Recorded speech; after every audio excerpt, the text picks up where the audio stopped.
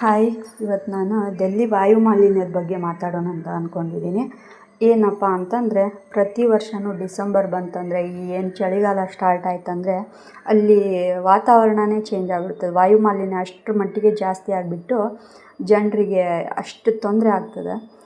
ಏನಪ್ಪ ಅಂದರೆ AQI ಅಂದರೆ ಏರ್ ಕ್ವಾಲಿಟಿ ಇಂಡೆಕ್ಸ್, ವಾಯು ಗುಣಮಟ್ಟ ಸೂಚಕ ಅಂತಂದು.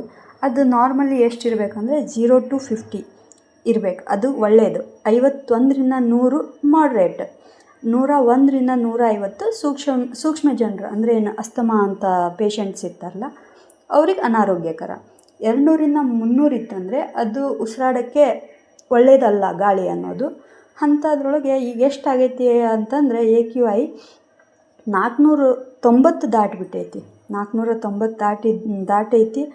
ಆ ಗಾಳಿನ ಜನರು ಸೇವಿಸೋದ್ರಿಂದ ಥ್ರೋಟ್ ಬರ್ನ್, ಅಂದರೆ ಗಂಟ್ಲು ಉರಿ, ಕಣ್ಣುರಿ, ಮೂಗುರಿಯೋದು ಎಲ್ಲ ಶುರು ಆಗೈತಿ. ಈ ಗಾಳಿಯಿಂದ ಗಾಳಿಯನ್ನು ತಗೋತಾರಲ್ಲ ಜನರಿಗೆ, ಅದರಿಂದ ಹಾರ್ಟ್ ಅಟ್ಯಾಕ್ ಸಮಸ್ಯೆ ಕಾಣಿಸ್ಕೋಬೋದು, ಸ್ಟ್ರೋಕ್ ಆಗ್ಬೋದು, ಇಡೀ ದೇಹನೇ ಅನಾರೋಗ್ಯಕ್ಕೀಡಾಗ್ಬೋದು ಅಂತಂದು ಡಾಕ್ಟರ್ಸ್ ಹೇಳ್ತಾ ಇದ್ದಾರೆ.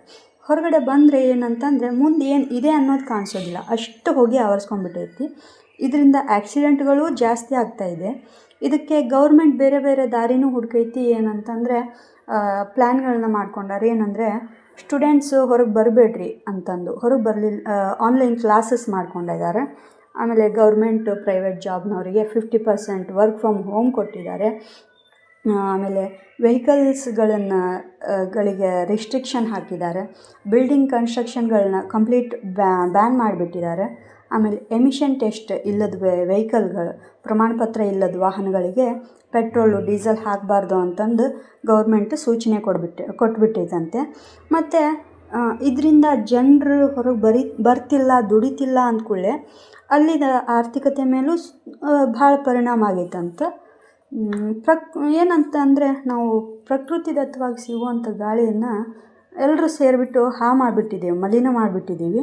ಇದರಿಂದ ಉಸಿರಾಡೋಕ್ಕೂ ಶುದ್ಧ ಗಾಳಿ ಇಲ್ದಂಗೆ ಆಗ್ಬಿಟ್ಟೈತೆ ನಮಗೆಲ್ಲ. ಅದಕ್ಕೆ ಎಷ್ಟು ಸಾಧ್ಯ ಆಗ್ತದೆ ಅಷ್ಟು ನಾವು ಪರಿಸರವನ್ನು ಸಂರಕ್ಷಿಸಿ ಗಿಡ ಮರಗಳನ್ನು ಬೆಳೆಸೋಣ ಅಂತಂದು ಹೇಳ್ತೀನಿ. Thank you.